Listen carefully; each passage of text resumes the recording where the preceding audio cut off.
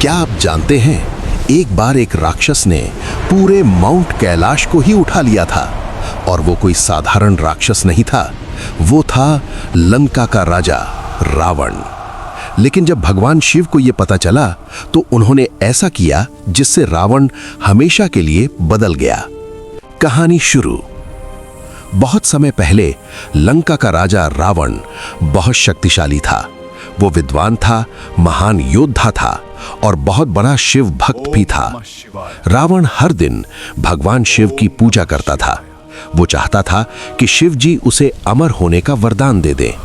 इसलिए उसने निर्णय लिया कि वो भगवान शिव को प्रसन्न करेगा।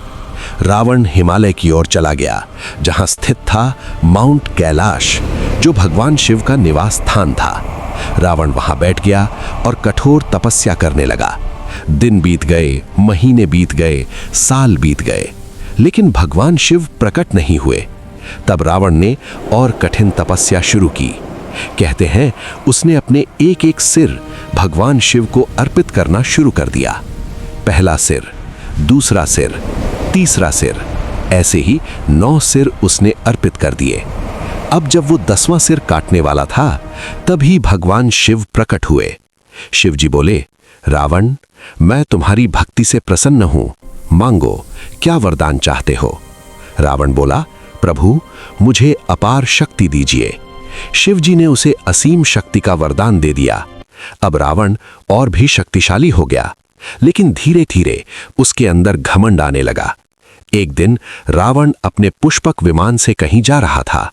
तभी उसका रास्ता रोक रहा था माउंट कैलाश, जो भगवान शिव का घर था। रावण को गुस्सा आ गया। उसने कहा, ये पर्वत मेरे रास्ते में क्यों है? मैं इसे हटा देता हूं। रावण ने पूरे पर्वत को उठाने की कोशिश की और अपनी भुजाओं से कैलाश पर्वत को उठा लिया। ये देखकर देवी पार्वती डर गईं, लेकिन भगवान शिव बस मुस्कुरा रहे थे। फिर शिव जी ने बस अपने पैर का अंगूठा पर्वत पर दबा दिया और अचानक पूरा पर्वत रावण के हाथों पर आ गिरा। रावण पर्वत के नीचे फंस गया। वो दर्द से चिल्लाने लगा। सालों तक वो वहीं फंसा रहा।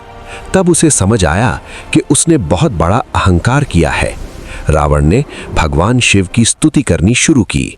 वहीं बैठकर उसने एक महान स्तोत्र गाया, शिव तांडव स्तोत्रम। उसकी भक्ति देखकर भगवान शिव प्रसन्न हो गए। उन्होंने पर्वत को हटा दिया और रावण को मुक्त कर दिया। शिव जी बोले, रावण, शक्ति के साथ विनम्रता भी जरूरी है। उस दिन से रावण ने भगवान शिव को अपना सबसे बड़ा गुरु मान लिया। Story summary. इस कहानी से हमें सीख मिलती है, अहंकार चाहे कितना भी बड़ा क्यों ना हो, भगवान के सामने टिक नहीं सकता और सच्ची भक्ति हमेशा भगवान को प्रसन्न करती है।